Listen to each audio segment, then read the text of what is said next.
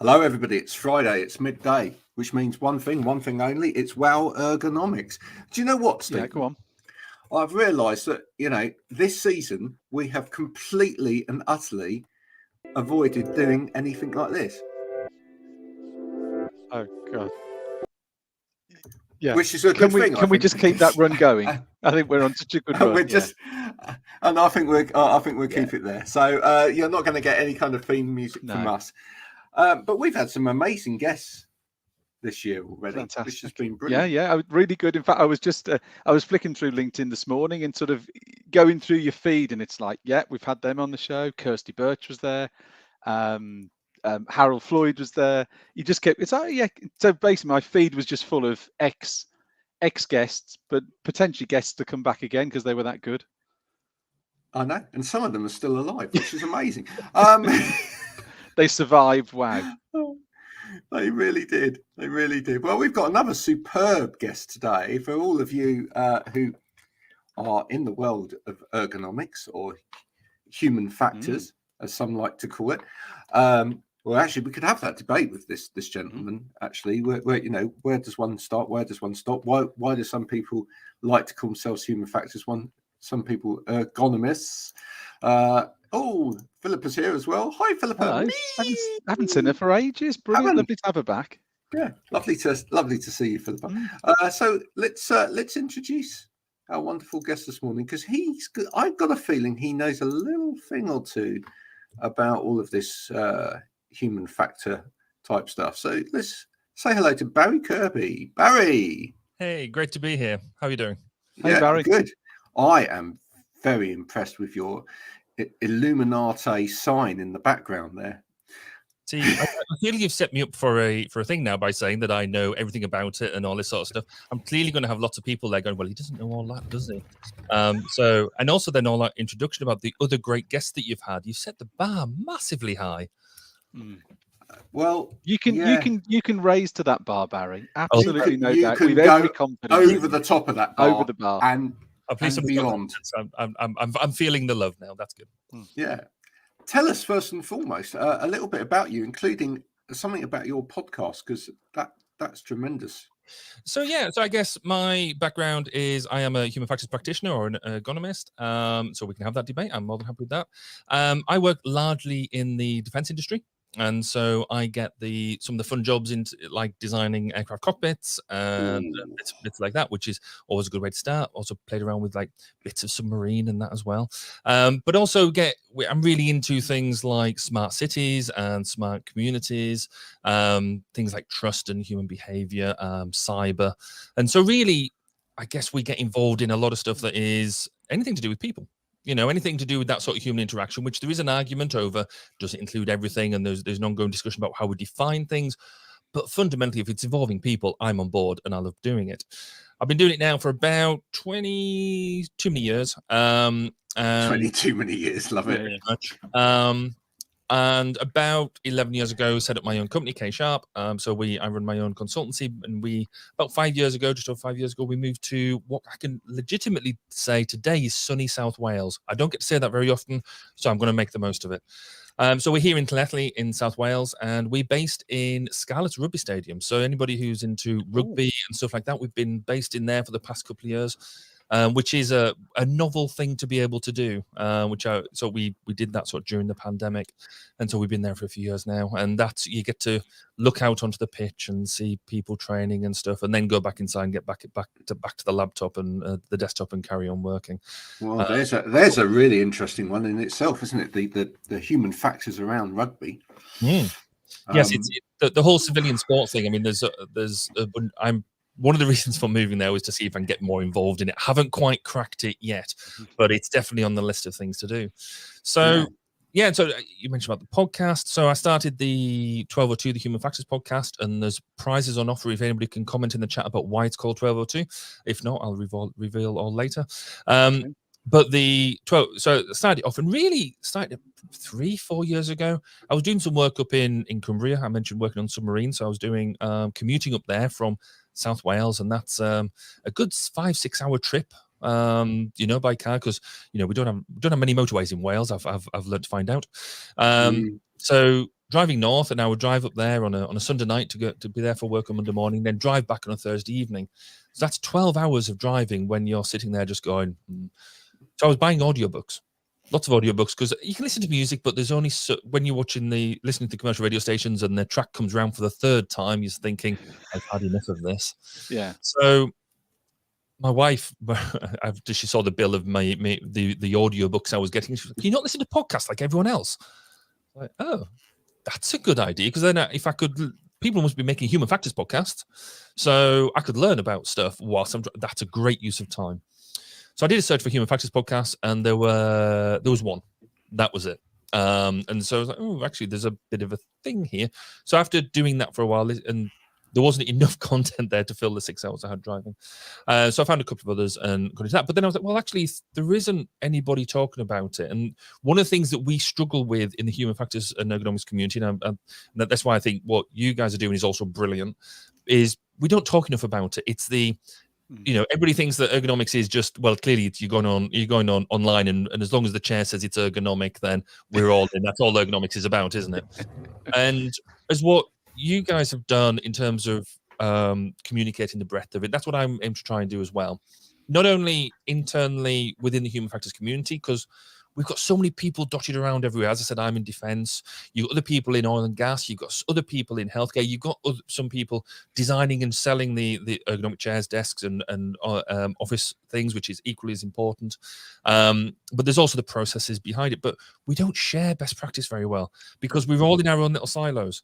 And so that's where I was like, well, actually, if I'm thinking I need to listen to a human factors podcast, there must be somebody else out there. And there's also another undercurrent about why I was doing it. Was I've done a fair bit of public speaking in the over the years, but I know I'm not. There was issues around the way I was doing it, and I knew that you could either go and do training courses and things like that, or you could just chuck yourself out there. I mean, what's better than the court of public opinion? So I was like, well, the only way you do is by the only way you learn is by doing. So, and I'm a bit of a gadget geek as well, and so I do. I don't know what I'm doing, so clearly I buy all the kit. So that all came together, and I decided to set this show up. First, I think the first couple of episodes was me just giving verbatim lectures, almost presentations I'd given in the past, just the microphone. As I sat in my accommodation up in bleakest, darkest Barrow. Which you have to do things at night, don't you? And so I started off with that, but then I started doing some interviews, and because I was like, I want to get to a level of proficiency, like knowing what switch and widget does what before you do it. And then I had the shocking thing. Somebody actually approached me and said, "We'd love to be on your podcast." And I was like, "I'd love you to be on my podcast." I've got no idea how to do it. So it's been a trial by fire. So ever since then, it's basically a fortnightly production. Where I try and interview people in and around the world of ergonomics and human factors, within the community to share best practice, but also externally as well, to get other people to recognize that we're here and the value that we provide and the things that we can do for people. So it's ranged everything. I've been lucky enough to have guests who are really high up in the world of human factors here in the UK. I've also interviewed people from NASA and places like that, which was... That's been probably the one interview when because I don't know, I sort of sent emails off to random people saying, Formula One teams, hint, Formula One teams if you're listening, and places like that. I know a few of those. Yeah, you get a good ignoring at times, don't you? Yeah. So I sent out this email to NASA going, yeah, there's no way that's happening. I got an email saying, oh, we could do that. That'd be interesting. I was literally bouncing around the living room. It was amazing. He was like, we have liftoff. Yeah, it was like, I think it was only like, I don't know, the fourth or fifth interview I'd done, and it was multi-camera, like multi-people and all that sort of stuff. I was like, and I'm like, but they're going to know what they're talking about. Oh, imposter syndrome, massive. But it was great fun to do, and so I did that. And then I've been looking enough to talk to a bunch of people since. So that's been 1202, and recently we've sort of got into the YouTube stuff, and so we're now doing it on YouTube as well as the audio, and it's sort of picking up.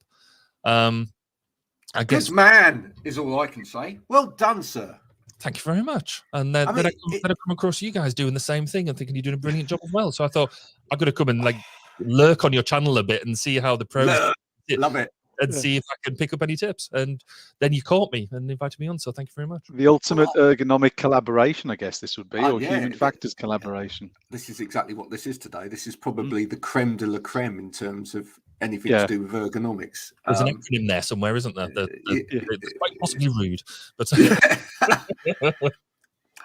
I think obviously quite possibly where there is a difference is one of the things that we've tried really hard to do is, although Stephen and I both come from that kind of background, and I was an assessor for many years, was that I wanted to make sure that we were trying to bring in people from outside the industry as well, because like you say, I just don't think that people know what the devil people that do things like human factors do. So I'm kind of quite interested to find out what they think that people that do human factors do. And most of the time they're completely wrong, because I'm looking at that discussion this morning. Yeah, because the industry has been, as you say, has been particularly bad at really kind of selling what it does. I mean, we've hidden behind product, if you like.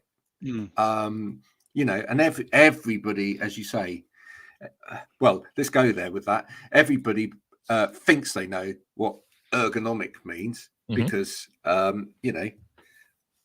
everybody gets uncomfortable.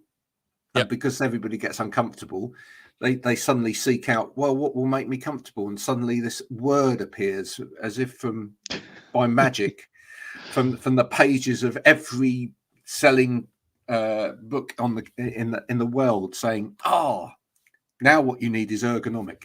And suddenly it's like a light has dawned on people, and they go, oh yes, I'm going to buy an ergonomic thing now, because what I had before was just an ordinary thing. But now when I buy my ergonomic thing, it will be better. And then they go, it doesn't work, because they don't really understand what any of that means, and nor do the people that are selling it, that have used that adjective. It was interesting what you were saying there, Graham, because we've touched on this a few times. The industry is very good at what I'd call internal publicizing itself, but we're pretty poor at externally publicizing ourselves. So if you keep it amongst not the people in the know, but the people in the trade, whatever you want to call it, everyone's got a pretty good level of understanding and knowledge, and people know generally what's going on. But that's where they hit the barrier, that they don't get it out enough.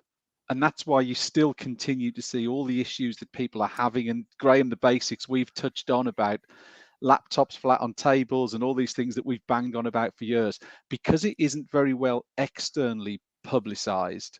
These errors, these mistakes, this bad practice, whatever you want to call it, continues and continues and continues. It's got to get away from that, keeping almost, it's a bit like a secret squirrel, isn't it? We can only let people in this sort of group know, this little inner circle of manufacturers and dealers and assessors. Echo chamber. Yeah, we can't break through and push it out there. That's the thing we've got to break, the barriers to get it out there and get. It's almost like, is there a fear of people? Is there a concern that people outside will then start to learn and know too much, and therefore no, we'll just keep it amongst ourselves and we'll keep them all in the dark? I mean, that's one of the reasons I think I got more heavily involved in the profession rather than just. So I started off as I joined an aerospace company and I was into cockpit design. That was great. I didn't even know it was called human factors or ergonomics then. I just liked designing interfaces. It was great fun. But then as I learned more about human factors and ergonomics, I mean, I guess for clarity, we're throwing the human factors bit in there.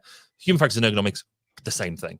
Historically ergonomics is the UK term, human factors is more an American term, and that's why we sort of just clash them together and use them interchangeably. You could argue, and I think it's not a bad argument, that actually human factors perhaps looks more at systems and potentially larger bits of kits, and you could argue that ergonomics perhaps looks at the more practical things that you can sell, the product-based side of things. But that's a nuance and down to personal interpretation. Fundamentally, when I talk about it there, and I think as definitions go, they're the same thing. So apologies for lapsing into both. But you're right in terms of we do have all these different sectors in terms of human factors and ergonomics. And I think a lot of it is just fundamentally we don't necessarily think that we can talk to each other as well as we can, because we sit there and go, we spend, I mean, every conference I go to, and I've been going to a few now, there is inevitably the conversation when you get back to the bar, it's normally 2 glass of wine conversation. So what do you think? So what does human factors mean to you? What does, what's the definition? And I recently interviewed a couple of people who pushed it and said, well, actually, you should be, because it's easy to turn around and say, well, humans are involved in everything. And therefore, that's, anytime you've got a human technology boundary, that's human factors, that's ergonomics. It could be a chair that you're sitting in, making sure that you've got the right posture. It could be having the right display on an aircraft to make sure you're looking at or targeting the right sort of thing. It's all about how the human interacts.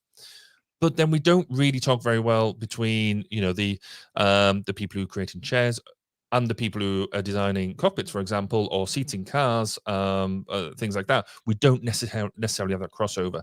So we need to do that. But then when you then, as you quite rightly say, Steve, is you look outside the world and say, well, we do human factors, we do ergonomics. What's that then? Well, that's a very good conversation, because it could be this and it could be this. We don't have that definition that is pithy to run off, but it's also not well enclosed. Because if you turn around to somebody and say, what do you do? I'm a civil engineer. Right. We have no idea what a civil engineer means in reality, but we think we do. Yeah. They build stuff, or they do something with like diggers and stuff. That's fine. You talk to, I mean, a great example. So I started off in the military, and so started to go through Sandhurst and all that sort of stuff. So my parents were down with this. My son's going to be an army officer. We're down with it. No idea what an army officer does, but they knew how to pigeonhole it. I then joined industry, and they're like, "What do you do?" I do human factors. What's that? Well, I'm not entirely sure myself, because I've only just got the job and I'm only just getting into the industry. But they were like, "Oh, we don't know what my son does anymore." And I was like, "We did know what I did in the first place." But it's about being able to describe things in a way that is meaningful for those outside. And where we struggle with human factors is, I often describe us as a profession is if you're a human factors practitioner involved in a project or something like that. Yeah, we do our job. We engage with users. We make sure that whatever products are developed, be whatever it is fit for purpose. So, does the seat move in the way that it needs to? Does it support you properly? Does the aircraft cockpit actually have all the controls at your fingertips where you need them, when you need them? And we do all that. But then we always have to give examples, like I'm doing now. We don't have the case studies that are simple to say what we go and do, and we don't have the bigger issue, which is value. So what value do you add to a project? Largely, you go in and give somebody a better office chair, because the office chair that they've currently got isn't fit for purpose. So you've already bought the rubbish office chair. You bought the 50 quid one that you can get away with getting, and then suddenly somebody's got back problems or postural problems or RSI. So then, I'll have to spend out now on the £1,600 office chair, the ergonomic one, to make it fit. If we did the job right first, you wouldn't have had to buy the first office chair. Yeah. So, and the same is true with what we do. We generally go in and firefight. We have processes in place that if you get us on board right at the beginning of a project, then we can save you loads of money downstream. But when you're fighting for projects, or when you're fighting for funding and things like that, it's a very difficult thing to do. So you end up going further down the line, and it's actually when things have gone wrong that I do probably most of my best work around, I call it basically firefighting. You go in and the project, we need to fix this. And so you go in, you fix it, you make it work, but you spend more money doing so, because actually if you did it right in the first place, you wouldn't have had to go back and redesign things. And that's the other problem we've got, is we sort of talk about it in that general sense, and we talk about it in the glue that holds projects together, because we're the only people that talk to other people, to other disciplines, because we try and make things work together. We've then got the problem about, where does it stop? Because you can't just say we're everything. You can't just say we do all of these different things and these ideas. So we struggle to bound it as well in a way that's meaningful. So we've got all the problems, but we are amazing. Yeah, absolutely. We're just going to pick up on some of the little comments that are coming. So Andrew Shepherd, friend of the show, human factors is a much better term for what we're trying to achieve, a fit between a person and their equipment.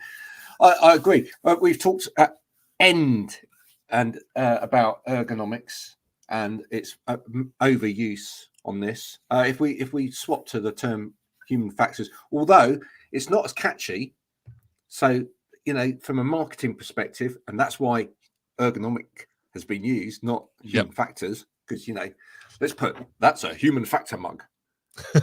Yeah. It's an HF mug. Doesn't actually work, does it? But it is. It's overused, but perhaps it is a better thing. Mary, who I know very well, Chat GPT definition. You've got to have a Chat GPT definition, haven't you? Is this going to be a new feature of the show? We're going to have a Chat GPT definition. Absolutely. You've got to have one for everything. Human factors professionals apply multidisciplinary knowledge from fields such as psychology, engineering, physio. And this is what, in a way, Barry, this is what you're saying. Yeah, bloody good at everything, right? But then how do you narrow that down to but that's what you do, because it's so multidisciplinary that it's like hard to then squeeze it into I make orange socks, and then diggers and stuff. Correct. That's the thing. It's all of those and more. I thought Barry said something really interesting, which I guess is it's sort of a theme that's echoed through the show on numerous occasions. Is you sort of touched on prevention being better than cure. Barry, you mentioned about the chair. We've discussed whether it's an example of a chair or a keyboard or desk or whatever it would be. That sort of buy cheap, buy twice mentality still, and it's not just a UK thing, but it is very much people trying to resolve an issue at the lowest common price, at the lowest price they can. And I get that. Everyone understands. Everyone loves a bargain. But how many of those £50 chairs, as an example, are there in landfill? Are piled up in warehouses? People. And again, this goes back to what we said before about educating people. People see it and think, "Oh, that looks good. That looks great. That'll do that." They go and buy it. It's no good. It creates problems. And then you end up with this huge mountain of £50 chairs or warehouses full of £50 chairs that are just, But let's take it away from the product a minute, and I think let's go into something that Barry said there, which I think is really quite interesting. I think part of the problem is people perceive that they've already got people that they're either bringing in to do a job or in a role that are going to be doing something that ergonomists or human factor specialists are going to do, but they're not, because they haven't got that expertise there.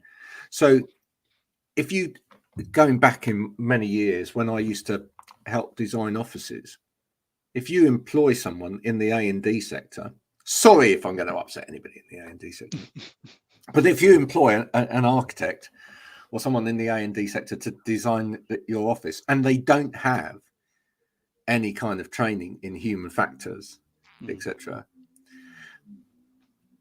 they're going to design an office and they're going to make it look great and they're going to fit in the people that you tell them to fit in, etc. But will they really understand what's happening in terms of people and that space? No, they won't, because they haven't got any of that experience. So it will look great.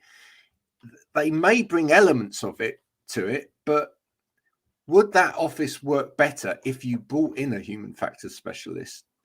I mean, to rub against the architect and actually go, right, looks lovely, that desk, but only works for certain people. Oh, really? Does it? Then what you end up with is a really great desk which works for the majority, and you get inclusive design and all of those sort of things. But the trouble is, people are assuming I've got the specialist on board already. They don't realise there is a gap already there. Would you say that's true, Barry? Yeah, I mean, I guess two examples of exactly what you just said. I had a recent presentation around a new ward that had been designed in hospitals. So hospitals, ironically, and the healthcare system as a whole, have got some fantastic HF people working in it, but actually they're few and far between. There's just not enough of them. And for an organisation that its primary aim is to look after people, doesn't really take people into account very much. And I'd hope you're not going to be annoy too many people, but I think most of the people who would listen to this would agree with me. So I saw this thing about this ward being designed, and this ward was designed out, and bed bays and all this sort of stuff. And then some human factor practitioners got their hands on it and said, well, have you taken into account where people walk, where the drugstore needs to be, where the toilets need to be, so you're not getting people bumping into each other, that the ward flows rather than having people bumping in? And they're like, oh. didn't think you could do that. How do you do that? And that's kind of a really good example of that type of thing. But fundamentally as well, we completely suffer from because funny enough, we're all human, and some more than others apparently. But there we go, and that's what my wife says to me. We turn around and say, right, I'm designing something. Therefore, if I design it for me, it must be all right. You know, if you're a coder, if you're designing a new interface or something, I can use it. So that's fine. If you're in the military, well, I can use it. So therefore, everybody else in the military will be able to use it, whether they're tall, short, whatever. But we fail to get across to them that actually, no, they've got a user community that they need to think about, that they've got a demographic that is broad, that changes, that their target audience, they need to understand who their user is, not just who they are. Because we just do design for ourselves. And you know, when you're designing a website or you're putting something together, as long as you can use it, you think everybody else will be able to. But this is where we come in and we add value, because we can say, well, we give an objective viewpoint, and I'm quite happy to. I love going into new situations, new domains where I've never worked before, because I can go and ask legitimately the stupid questions, and say, well, have you thought of this? And chances are, people around the table will have been thinking about it, but they'll have been, oh, well, everybody else knows about this sort of stuff, therefore I don't need to worry. And so you crack on, and you can make good things happen, which is part of the good fun. Marie's comment there, same concept as kitchen design, is absolutely relevant, because that's exactly what I'm doing right now. We're doing a bit of house renovation at the moment, and we've been around all the companies, and one of them, and I won't name them, so I can. Oh well, we do this thing called, I don't know if you've heard of it, Ergonomics, and we really bring in ergonomics into the kitchen. To which my wife was digging me in the thing, going, "Don't say it. Don't just bite your lip. Bite your lip." I bet you were having fun with that. Oh really? Oh yeah. How does Tell me more. Tell me more. Come on, bring it on. Oh yeah. What we do is we go and we say, right, all of your heavy pans. Top, in the big cupboard at the top. We put them in the big cupboard at the top, so you can never ever get them out, so you don't use them, and it saves you loads of money. And when you pull them out, they fall on top of you, and you put the microwave up really high, so when you take hot things out of it, they just spill over you, because that's what you got. Graham, it takes me back to a show about 6 months ago, and we had a very similar themed conversation with Jodie Greer, didn't we? When we talked about office design, and we talked about her angle from sort of inclusion and disability from that section, and she was very much sort of saying the same, if I recall, where she was saying about not having someone who would take into consideration the needs of other people meant that you then got this problem. So it might look very nice aesthetically, but from a practicability point of view and an inclusion point of view, it was an absolute disaster. Well, yeah, absolutely. I called out around that sort of time. I called out on a post I saw from a fairly high up person in an office design company. I mean, we were talking like a multi-million-pound refit of an office, and they posted some lovely. I believe they were actually renders, not actual the finished photographs of this design that they'd done for this blue chip company, and it was lovely. But I said, but is that desk, is that even DDA compliant? It's not even DDA anymore, is it? But is that compliant? And they were like, what? I said, who can actually use that if they're in a wheelchair? Well, what do you mean? Like a wheelchair coming up to it, or wheelchair? I said, well, both. Like, have you considered who can use that space? I don't know. I have to go and ask the question. Why? What are you on about? This is a multi-million-pound project. You're spending huge amounts of money to create a fantastic space, which is meant to be, and in the rhetoric, that goes with it, this is a fantastic space for people to use. Well, is it a fantastic space for people to use, or is it a fantastic space that looks great that some people can use? Because if only some people can use it, then there's a load of people that can't use it. So it's not a great place for people to use. And so, yeah, this stuff is incredibly important, and yet somewhere between sort of one silo trying to do one thing and another silo doing another thing, sometimes it just it doesn't meet at the right point. And one of the big problems with ergonomics, human factors, is too often it's been, and this is historic, it's been called in retrospectively. You know, and that's something we've talked about a lot on here, is that too often we're a plaster on something that's already gone wrong. And that's what you were saying, Barry. That's when it's expensive, because you've already spent the money. You've already done all of it. You're now just doing it again and again and again, and you're trying to make right what was wrong. And you know, within that as well, there's the risks, not just the risk of injury, whatever, or potential injury, but there's the risk of actually getting your ass sued. Well, there's that, and I guess possibly slightly more critically, you know, risk of death. You know, if you get this sort of stuff right, people die. So, for example, working in the defense industry, and there's other ones out there.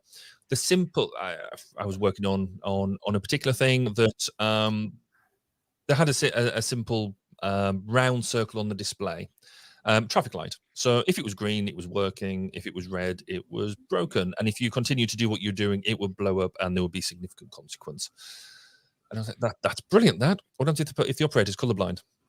Because your traffic lights, you know, you've got red, amber, green, and you know the position that it is and all that sort of stuff. And they're like, it's okay, because we can't recruit, we don't recruit any colorblind people.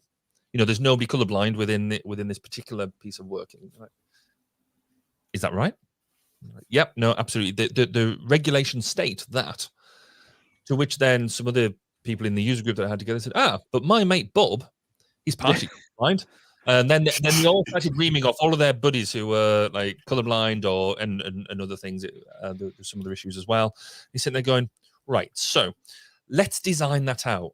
And it's a simple thing. You just, you know, you put some extra bits in there to sort of show by shape that you can describe what it is as well by color. You know, it's not rocket science, it's a simple thing. But I still had this argument the other day over a different system about you can't just show it by color alone. Why not? I can see it, yes, but you're not the user.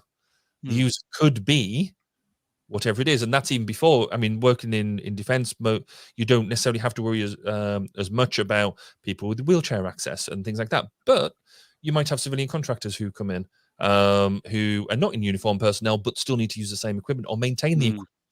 So actually, it all does apply. And it's because you don't think about the broad case. And if we can nail all that right at the beginning, life's much easier. But as you quite rightly say, Graham, there's a bit there of we get bought in later on and to clear up the mess. Yeah, the inclusive design element and the human factors element are obviously very, very close together. Yes, they put in a new. We're sounding a bit like Free Grumpy Gits today, which is great. I love that. It's one of my, in fact, there's an inclusive podcast now, which is called, I think it's called Grumpy Gits, which is brilliant. If someone wants another podcast to listen to, tune into that. And it literally is a whole load of people in the inclusive and diversity and inclusion section just moaning about stuff. Fantastic. Love it. Just want Rick Wakeman to be on there one week, because I think he was probably my favorite Grumpy Git of all. But yeah, they put in a new set of crossing over at our school, but they didn't turn the sound on. And right. Apparently, because I checked on that, because one of my clients is someone that works in the sector of doing visual awareness and does assessments for within companies for anyone that's got VI problems. And I said, so they've put this new thing in, and it's got no sound. He said, "Oh, it will have sound. It's just that they haven't turned it on." And the thing about that is that, some people will go, "Well, yeah, but that's only going to really help somebody that's visually impaired or whatever." But it doesn't. It would help everybody, right? Because you're trying to get across the road in the morning to the school, and it's a busy road with kids. You know what kids do when they go up to a crossing? They go like that, and they put their face right up to it because they all want to press the button. They don't want anybody else to press the button. So they kind of get to the box and press. So that means no parent knows when that is green or not. Yeah. You don't know. The only way that you would blink and know is if it was going do, do, do, do, do, and then you'd know that now it's time to cross. So what you end up with is this kind of absolute nightmare around the crossing where parents are trying to pull their kids away from the thing. Say, is it green yet? Is it green? Oh, you know, or, you know, the kids going, go. And parents are, I've seen parents do it. I've seen the kids say go. And it's like, no, I didn't mean it. and Graham, don't forget the colourblind parents who can't tell the difference between reds, greens and browns. Absolutely. Anyway, I don't know whether that was relevant or not, but it's, look, anyone that thinks that human factors isn't important, just understand, it really is. No, and it's things like, I mean, that's why I love my job, if I'm honest. The ability to dig into not only the engineering, because my background is engineering, my degree's in is engineering, and I sort of stumbled upon this human factor stuff later on. The fact that you can dig into projects, dig into a problem, dig into something, and sort of, right, actually, there's a technical solution to this, but actually, there's people involved. So how do people behave? Because again, take that crossing road problem. There's a new phenomenon that's a problem that we've got designed for as well. Is not only the kids and anybody else obscuring whether it's red or green, but it's a bit of this as well. That's my favourite problem in the world. Yeah, people standing in front of it and they will then just listen for the beeps. As soon as the beeps go, they won't even check that it's green. They just carry on walking. I'm off. Because and there's been now a fair few documented cases of them thinking almost. I think the term was phantom. The phantom was a specific word they used, but they thought they'd heard the noise, started walking, walked out straight in front of a car. Because they think that it's happening, because they haven't checked, they haven't used the senses together. But it's this sort of stuff that is brilliant, because actually when you get to the end of it and you produce a product, a system, or an organization, or you don't, and you guys will know this as well as I do, the satisfaction of seeing actually you've improved somebody's working condition, and therefore you've given them a better output, and that works for the bottom line for the business, because actually if you've got happy employees, they're more productive, they do the business, and therefore the company profits. But it's because you don't see we struggle to articulate that in a meaningful way. So how can you justify spend £600 on an ergonomic chair right from the off? Well, no, because they can get 50 quid ones and do that, and they'll just do it on a problem by problem basis. But actually, if we can turn around and articulate the case studies, then you've got a better argument. We in the defense industry, in I guess the hazardous health industries, we've got the same sort of issue that, like, if you think about the person before we get to actually having implemented stuff, then fundamentally you've saved lives that you might not have had to get sued over or pay compensation to, but fundamentally you saved lives. That's a good thing. Or people can work for longer, people can work for better. So that's cool. And and I guess the other bit is there's no 2 days that are truly the same. The breadth and depth of projects you get involved in doing this type of work is phenomenal. I bet you love all of the innovation and technology side of things as well. Do you, Barry? I mean, I could be accused of being a slight gadget geek. No, it is really neat. I mean, what some of the big issues that we're kicking around at the moment, artificial intelligence, ChatGPT, Marie mentioned earlier. Love that. It's brilliant.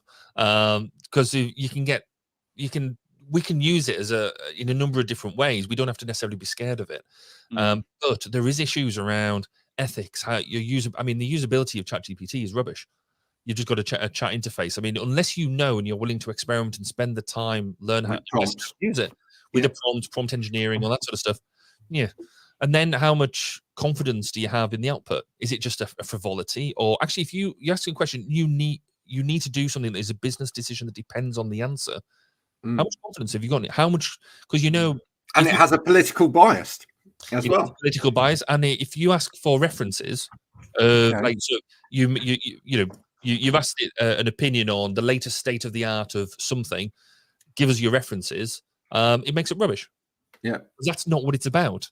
And so, therefore, how much trust should you have in an answer?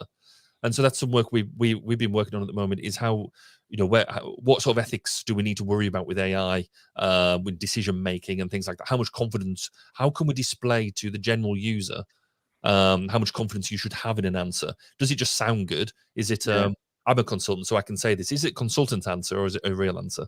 Have you tried the asking it to do a poem about a certain US president against another one? Because I haven't done that one yet. No, it's quite interesting. Barry, you're saying you're a self-proclaimed gadget geek there. What's your if we put the AI to one side this year? What's your favourite little bit of tech or stuff that you've seen that you've thought, wow, that's a brilliant idea. It's so simple but so effective. Anything really spring to mind? I guess the favourite gadget that I've got at the moment isn't necessarily about that, but it's because I do the podcasting, and like I say, I'm not very good at it, so therefore I have to buy the gear.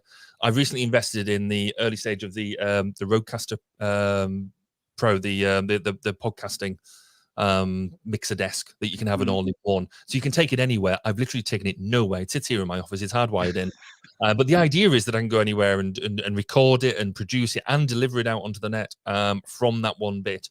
And I bought it secondhand. It was cool. It's got pretty light on it and everything, and you've got the action buttons to do applause and all that sort of fantastic. Allow me to go and do all this sort of stuff. It hasn't left this room. The one time it was going to leave this room, I was going to take it to a conference last year and do some live podcasting from there, some live streaming. And I took all the gear. It was brilliant. This box, it was like the jewel in the crown. It was fantastic. And forgot the power cable. And so that was a problem for me. I had every bag. I had about 4 or 5 bags with me, sort of rocked up there. And I was like, where's? And I put all the power cables into one bag, which just shows that for process-oriented people like myself, that even our checklists can be completely rubbish. Yeah. But no, it is a neat bit of gear because in theory I can go and do stuff straight off it. The other bit I've been playing around, I'll take 2 instead of the one, is the whole ebook idea. So the notebooks, so you've got iPads and things like that. And I recently found an ebook that uses the Paperwhite idea that Kindles have, but you can actually write on it and actually keep it as a notebook. So I'm currently experimenting with that to see if it's better than me using multiple paper notebooks. So the jury's still out at the moment, but my wife's got the iPad Mini, and we sort of doing a compare and contrast. So we shall see. Well, you gave me an idea, because I love getting these ideas, and maybe it's for the future because I don't think we're there in terms of the technology quite yet. But you gave me an idea for an app while we were talking about the crossing. What?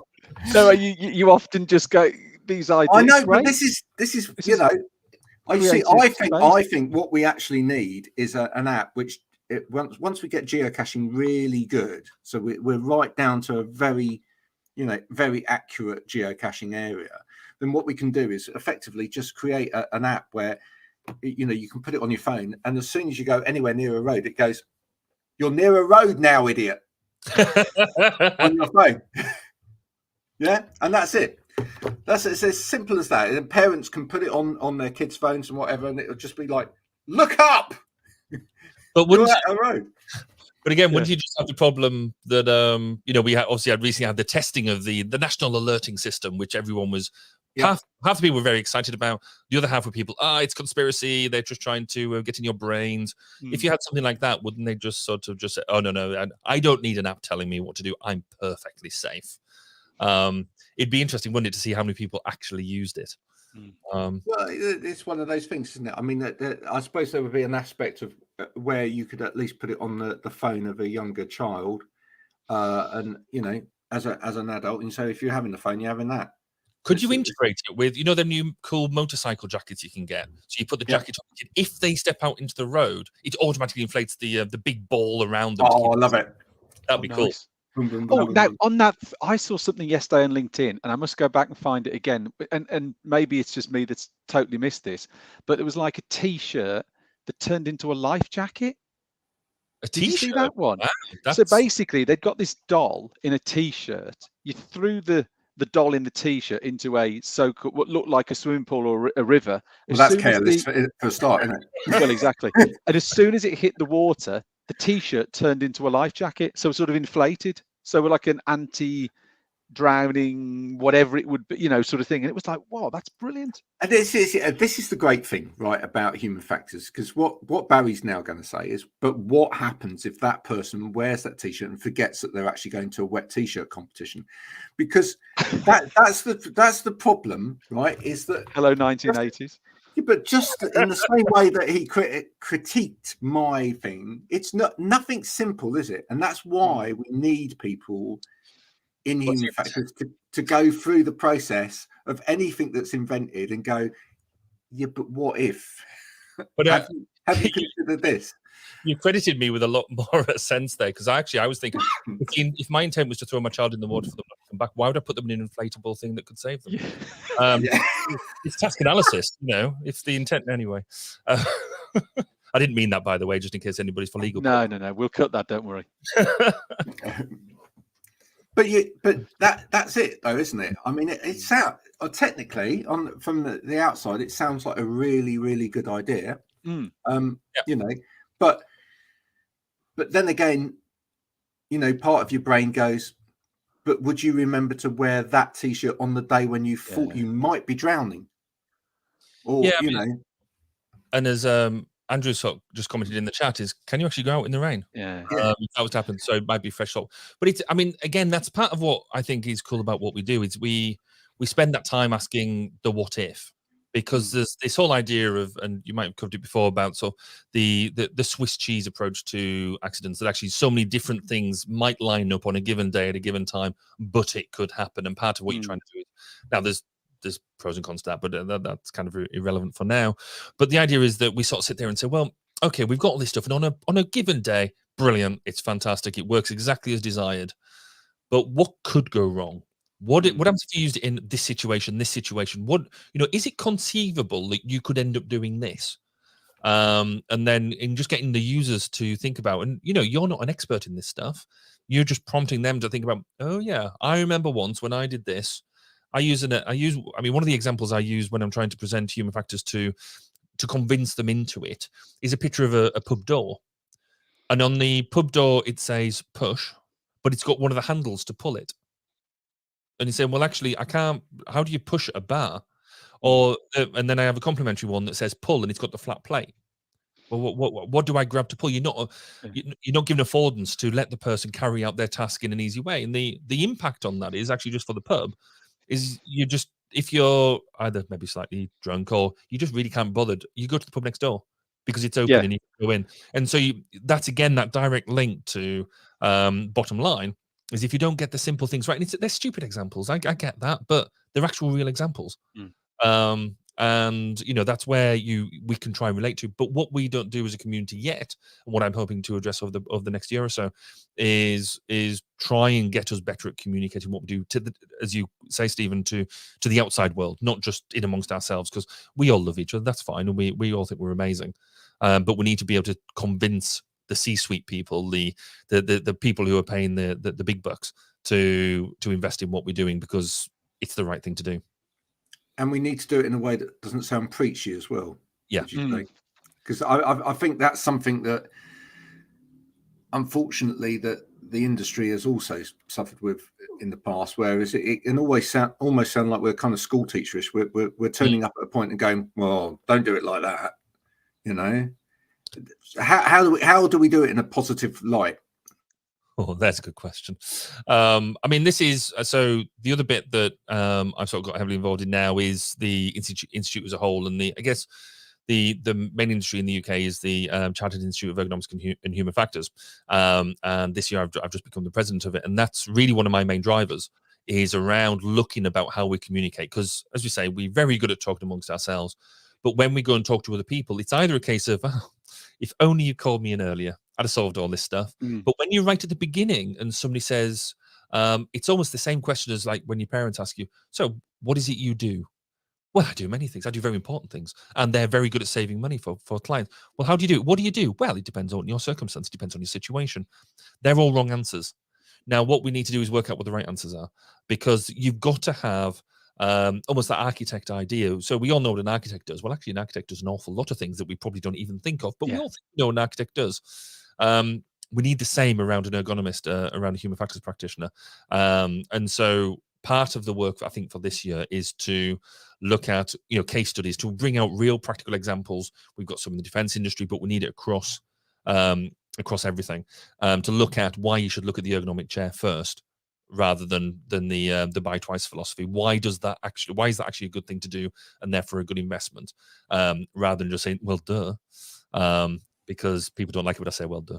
Do you think part of it lies in the history?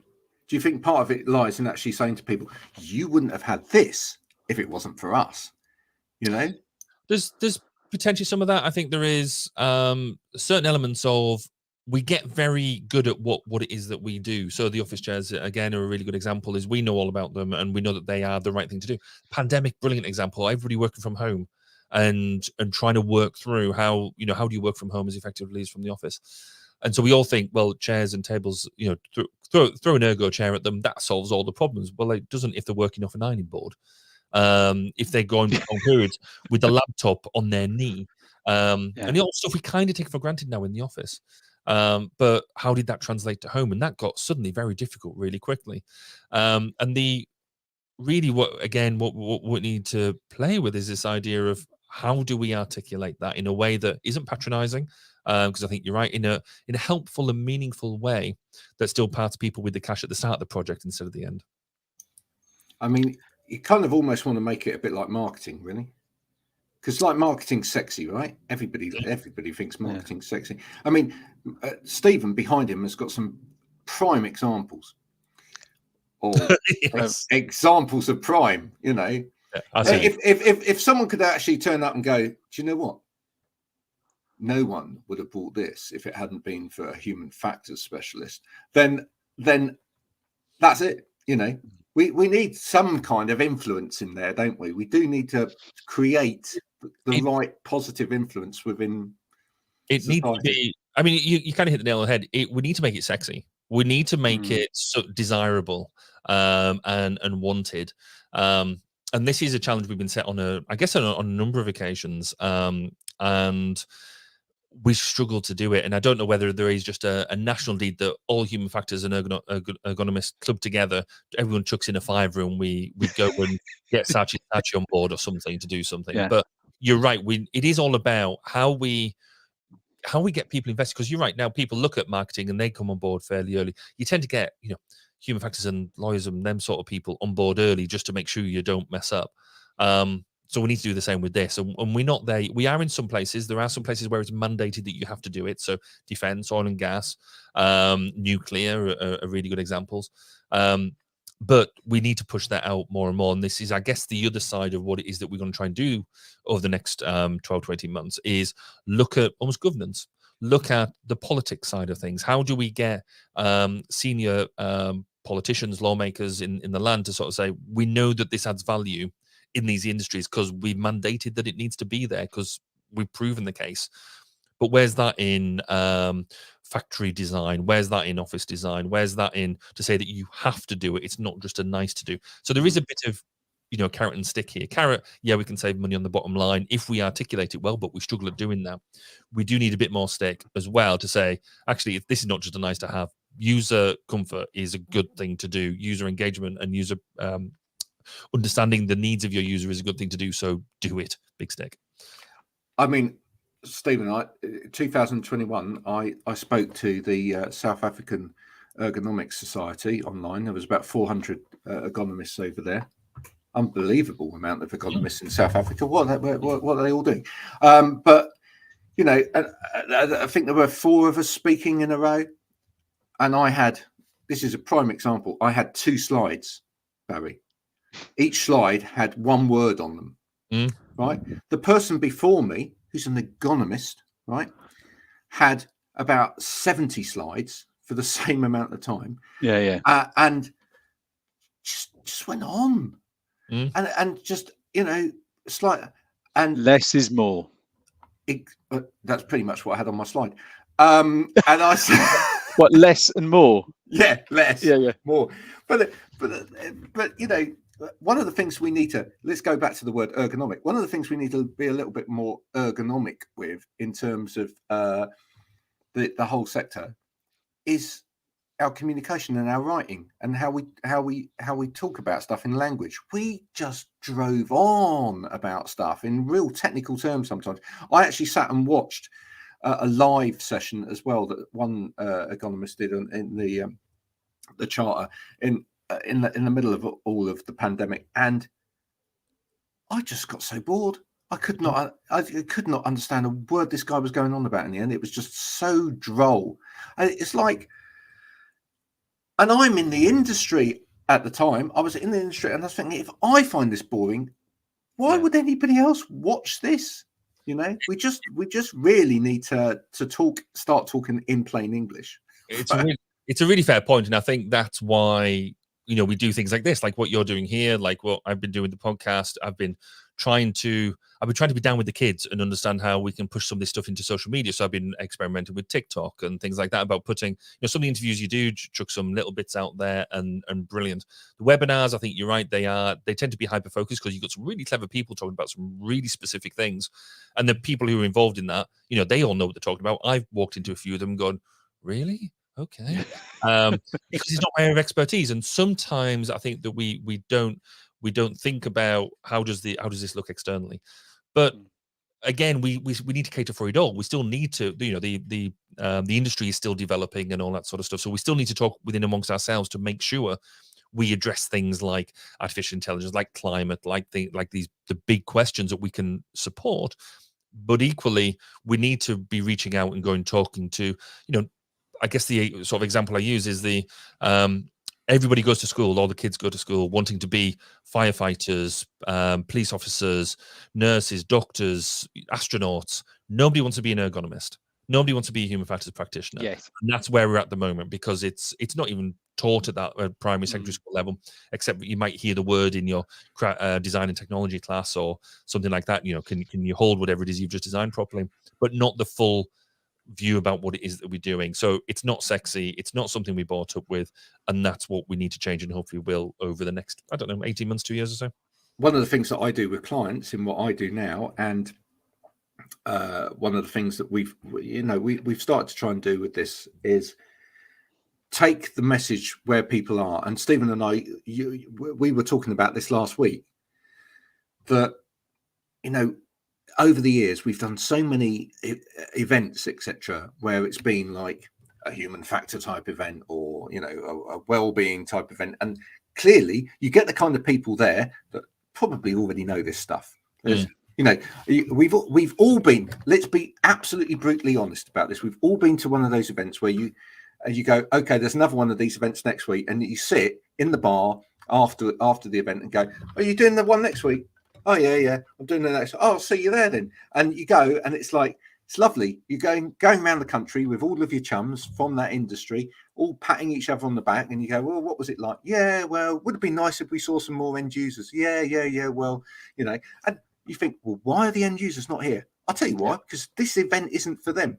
And like last week, we were saying there was a particular industry that Stephen and I were talking about, and I said to Stephen, but they've just had a massive great. Yeah. They've just had a massive great event, right? This particular industry. I said, next year you want to be at that event. Exactly. Right?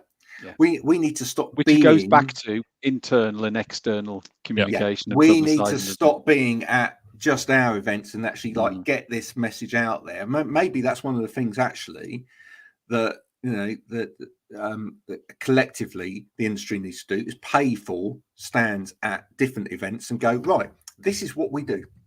Yeah. You know, this is what we're about.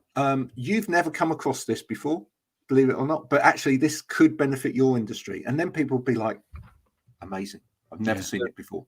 It was interesting because I went and did something similar to that, and I'm going to do it in a couple of weeks' time. So I love space, you know, that's all good stuff. So I went round to SpaceCom, which just sounded amazing. SpaceCom, you're right. And, I was like, what more could you possibly want? So went round and went all these really big companies and said, how are you dealing with your human factors in your thing? Because clearly I want to try and do some work.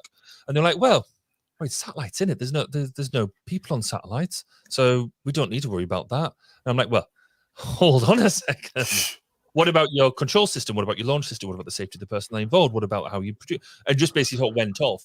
And that was a real highlight for me, because actually, if you don't perceive there's a need, or you can easily just pigeonhole it away, then and nobody's going to challenge them about it, then that's wow, that's where do you go? This year I was going to go back along and potentially looking at having a stand myself, because it's easy to go around and break people, but if people come to you, that's easier. But then the entry cost for doing so was huge, and so actually, was it worth it at this point when I haven't necessarily got my message together? So we're doing some work, and actually it's the job I'm doing this afternoon, is to pull some of this stuff together and say, right, in layman's terms, where does human factors get involved in space in the UK? So we know NASA and all them do astronauts. That's amazing. And I'd love to do that. Just if anybody's from NASA's watching, I'm in. Or space. And Elon Musk is not responding to my messages from SpaceX either, which is disappointing. Ours either. Well, yeah, quite. But yeah, if we actually putting the message in a way that they could understand it in the UK space industry, to say you need human factors, the onus is back on us to make that message, which is what we're trying to do at the moment. So I think we are trying to do that, Graham, but I think we need to do more of it. We need to go and put ourselves in that uncomfortable place of not being with our buddies and actually going out there and actually flying the flag somehow in a way that we know. Well, Barry, you've been an absolute perfect guest. Brilliant. We'll have you on again.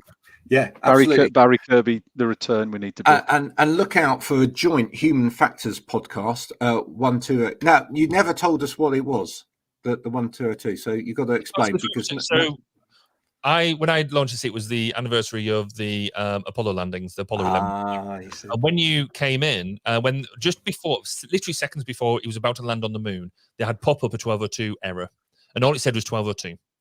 And the astronauts were going at the time, what's 1202? What does this mean? Is this a problem? Is this a go, no go? They could have, because nobody knew what it meant, the whole thing could have been stopped. It was down to an engineer in a back room going, hold on a second, I know what it means.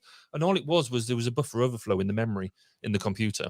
And he just basically couldn't compute, because he only had like 2 bits of memory at that point, as opposed to what we've got now. And so they'd over buffered the memory. And so they're like, no, you can actually continue. You can continue. But if they'd had a clear indication of, rather than saying 1202 an error code, but actually said what it was about, they'd have made that decision an awful lot quicker and potentially wouldn't have had that panic. Well, there you go. Listen, we'll see you again some other time. I'm going to make sure that we put that out in all of the little snippets of this, so that you have to watch all the way to the blinking end to see what to understand what Barry is. So I hope you've enjoyed that, folks. We'll be back same time, same place next week. Although we might pre-record it because me and Stephen are having a little holiday. Possibly. Until then, keep safe out there, and if you want to join in the conversation, please do. Bye for now. Bye.